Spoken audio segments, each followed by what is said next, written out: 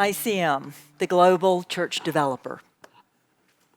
Well, a couple of years ago, when the team started considering using that descriptive for ICM, I could only think about how perfect that was as a descriptive of the ministry, because I remembered all the years growing up watching my father manage land development and real estate development.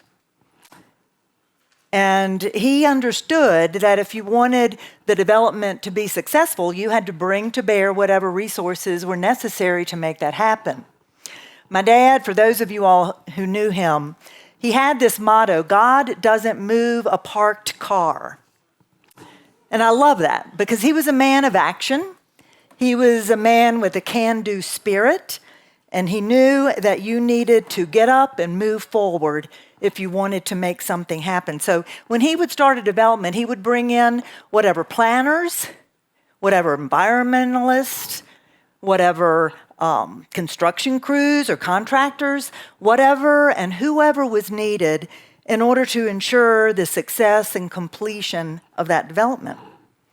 And while I believe very strongly that what he did in real estate development was important, and I have to say for one reason, was because it helped in the original funding of the ministry, but I also began to think, what would it be like if the Church of Jesus Christ was that laser focused and that strategic in what we are doing to advance and develop the Church of Jesus Christ?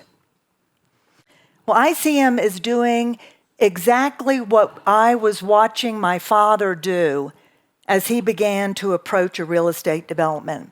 Because ICM works with our partners to bring to bear whatever are the resources that they identify in human resources or physical resources to help strengthen and grow and develop the Big C church in their own nation. ICM is working in over 100 countries. And for the past 30 years, by the grace of God, He has allowed us to help with building nearly 12,000 churches around the world. Incredible. Our survey of the Bible is translated into 68 languages and being distributed to literally millions of people all over the world. And our students are not bound by geography, because through internet and online materials and websites and phone apps, people can access our content in their preferred language, no matter where it is in the world that they live.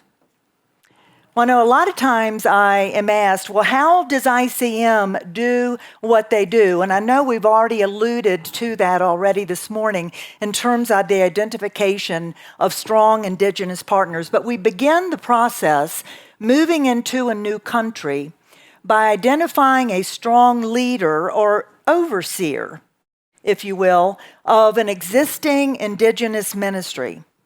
And these are people who lead strong in-country indigenous ministries, and that is the group that ICM will begin a formal process of partnership after we carefully vet that ministry.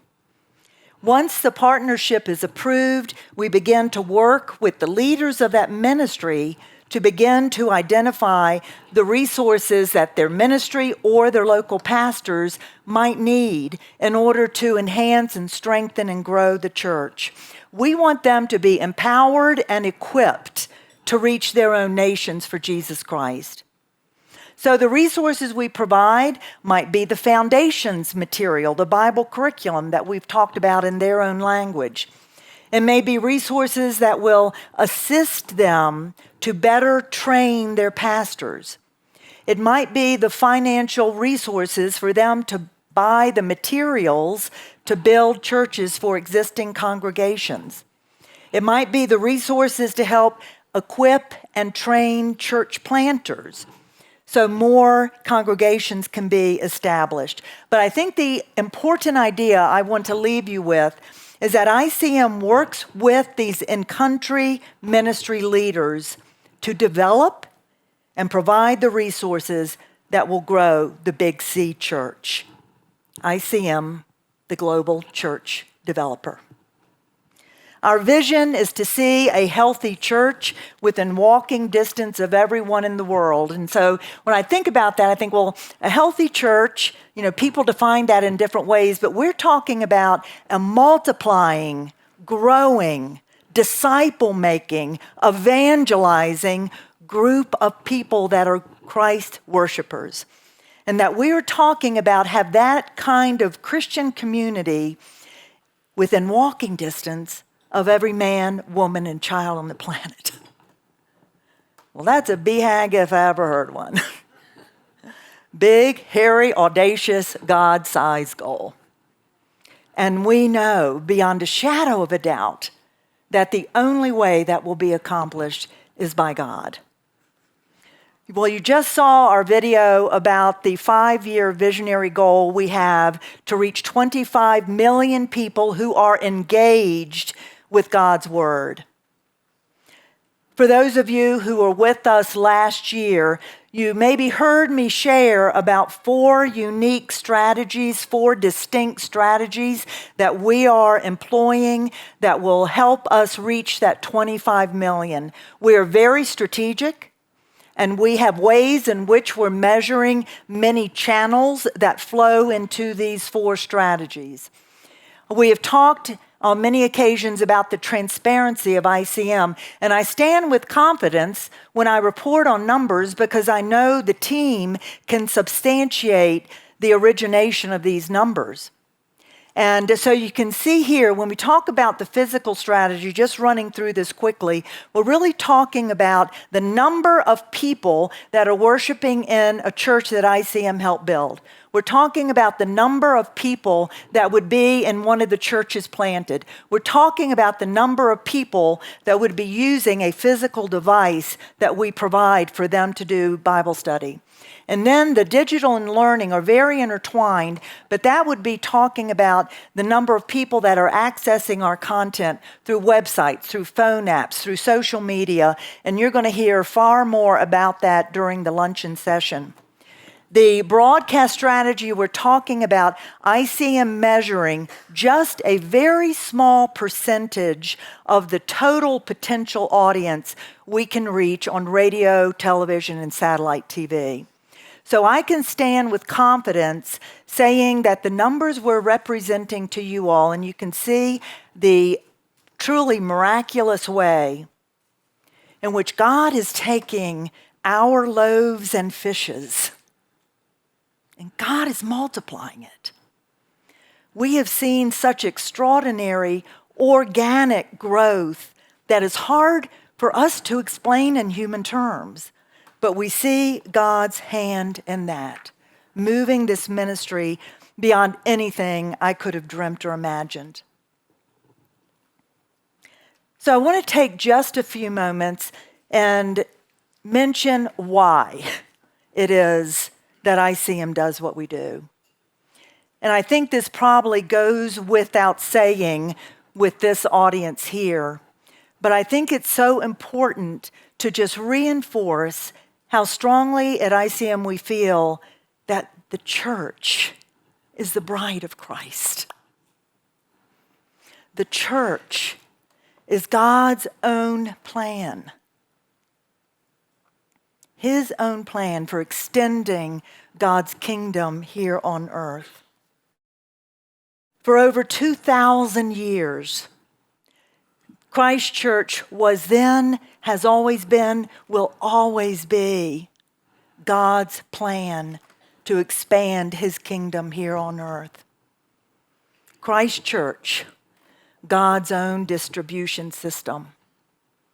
And when I think about the many ways that ICM has been blessed by God, I have to feel that what we're about, growing his church, strengthening his church, is on the very heart of God. This is his plan. It isn't ours.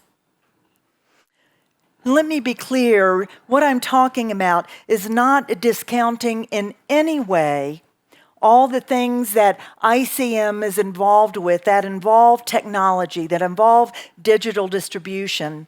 because all the strategies we are using in that sphere is always with the intent that ultimately we would be plugging and connecting a user of that technology into some kind of Christian community.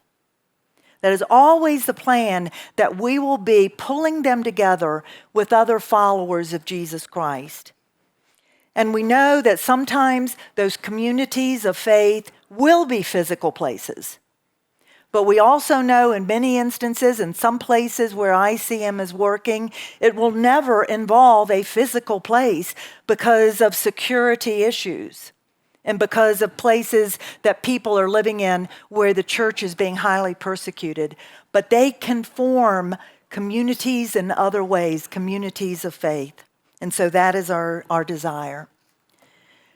Well, the film we just watched, the video we just watched, talked about the never-ending cycle that is in our world of hopelessness and darkness. Folks, that's not new. Century after century, there have been problems of war and famine and disease. And there has never been, nor will there ever be, any systems or program devised by man that will ultimately heal the real problem, and that's the human heart. The truth of the gospel is the only answer. Well, I recently spoke with an ICM partner who supports house church pastors in mainland China, and we all know that's one of the most difficult places on earth to be a Christian. And he said to me, and I knew coming from him because he has suffered greatly for his faith. And he shared with me, and I'll quote him saying, "Only Jesus can stop the weeping of the people we serve." Only Jesus. Only the church, only the good news can bring ultimate healing and hope to the human heart. Well, in June, I had the great fortune of going with a number of people that are here in this room on a vision trip to Brazil. And unlike the teaching that we had today, where Paul was put in prison for the sake of the gospel, the prison that we went into, people were in there for far different reasons. This was one of the most powerful experiences I think I have ever had in my life. So we entered this federal prison after going through all kinds of different levels of security. And the reason we were going there was to witness the baptism of some of the inmates that were there in prison. These were people who had been hardened criminals. The prison was for men only. And it struck me, these hardened criminals, as we saw some of the people moving about, these were all relatively young men that were in there in some instances for the rest of their lives. But the men that we were going to witness the baptism had come to faith, attending a Bible study there, conducted by some local Brazilian pastors using ICM's foundation material. And so we gathered, and just to paint a word picture for you, it was our small little group kind of huddled together. We were anxious about, what we would be allowed to do. And there was a red painted line we couldn't walk past. And it was a two floors. And so it was door after door after door on both floors, all closed, everyone contained in the cells, except for the 8 to 10 men that were standing in the center of the room in their white robes, waiting to be baptized. They had an inflatable pool in the corner, and man after man walked up and was baptized under the waters of that inflatable pool. As they came out, those of you who are with me can attest to what I'm saying. there was a glow. There was a joy as they came up out of the waters of baptism. We were speechless. It was incredible. But I think the story behind it that was even more powerful for me was what we saw around that when the worship music started. Because as I said, the only people allowed out of their cells were the ones being baptized.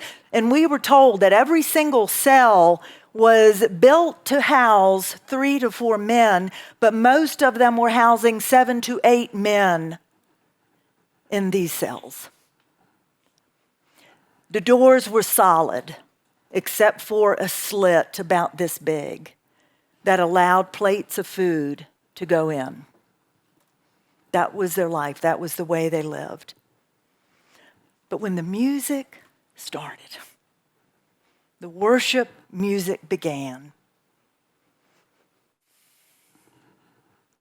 And I will never forget seeing these arms coming out from those slits.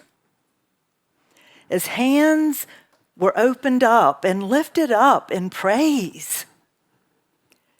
Door after door after door, you saw these arms coming out and people praising God. I couldn't fathom the fact that here they were living a life confined behind these solid doors, living in confinement, and yet their spirits were free. They knew, regardless of whether they had murdered someone or raped someone, tortured someone, they had been forgiven because of Jesus' blood. And I couldn't help think that, how many of us walk around in perceived freedom and yet we're in bondage. And only Christ can set us free. The truth can set us free. Well, in the video we saw last night, it concluded with the verse Matthew 5:14.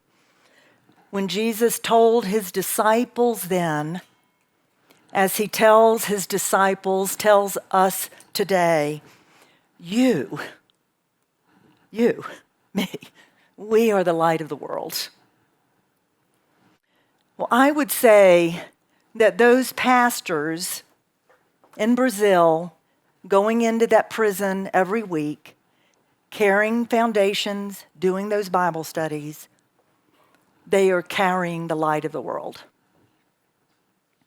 I would say that the pastors we know in Iran who are distributing 20,000 micro SD cards loaded with foundations material to spread them in the underground church in Iran, they are carrying the light of the world.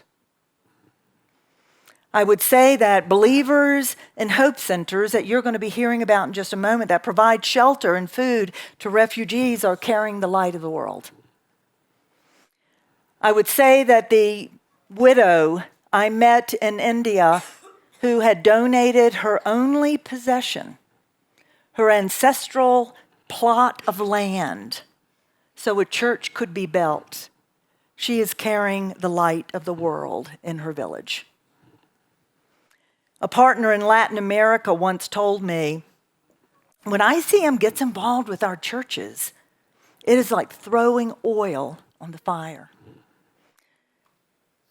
Well, I know that the light of Christ is being carried courageously and sacrificially by every partner we work with, by every pastor where ICM is allowed to come help and resource to build churches. But I think what humbles me is the fact that God allows us to play just a small role in throwing a little bit of oil on that fire.